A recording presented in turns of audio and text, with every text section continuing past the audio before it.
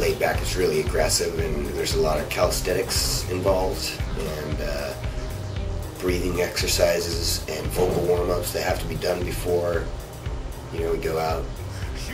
With Women Control, it's a lot more laid back. You know, it's definitely a different person. You know, it's not the same person. Our bodies made to bleed.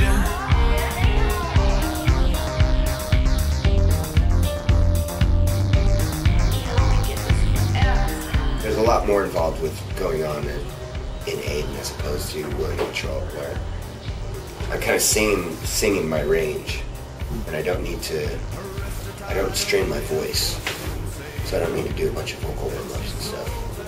The story behind I'm Only Human sometimes is just kind of I guess it's the most self-deprecating song on the record, where in today's society we're kind of set up to fail, you know, where our instincts and our carnal desires as human beings are labeled as sin, or you know, whatever you want to call it.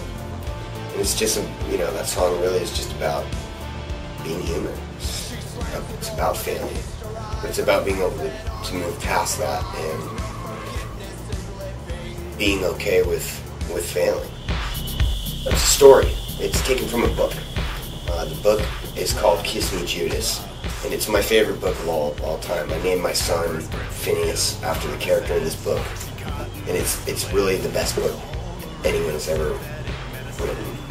The story, okay, so basically the story, the video, because we only had 3 fucking minutes to make a video, I can't naturally tell the whole story in 3 minutes, but we told the story of the first chapter of the book, where when it starts out, the character Phineas Poe is just kind of he's just released from an institution, and he's an ex-cop, and he's sort of junkie, drunk, and he's in this hotel, or he's in this bar, in this hotel bar, and he starts talking to this girl who's slamming, and he's stoked because he's about to get laid. He thinks he's about to get laid, and all the while it's flashing in between this scene and then him waking up in a bathtub full of ice with his kidney removed and a note in his hand that says, "If you want to live, call 911."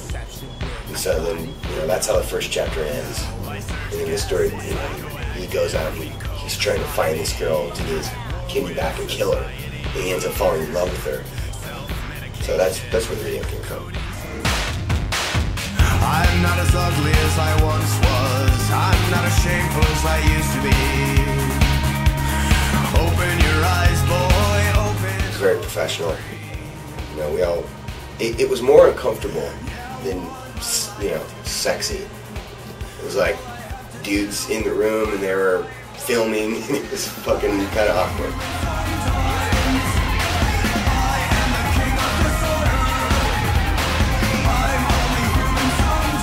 It was quick. We had the hotel room. The budget for the video was very, very minimal.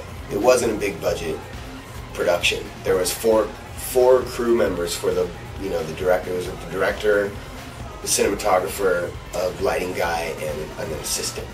There's 4 dudes, and the budgets were so small that the locations that we had, we really did the video more as a guerrilla style video, where we kind of showed up, did the shit as quickly as possible, and left. We shot a bunch of stuff on Hollywood Boulevard, where we just, and it took maybe 25 minutes. We just set up and did some shit, and then moved, did some more shit. But the hotel room we only had it for 2 hours. And I think maybe we shot, because they had to set it up within that time and tear it down for us. We maybe shot for like 45 minutes.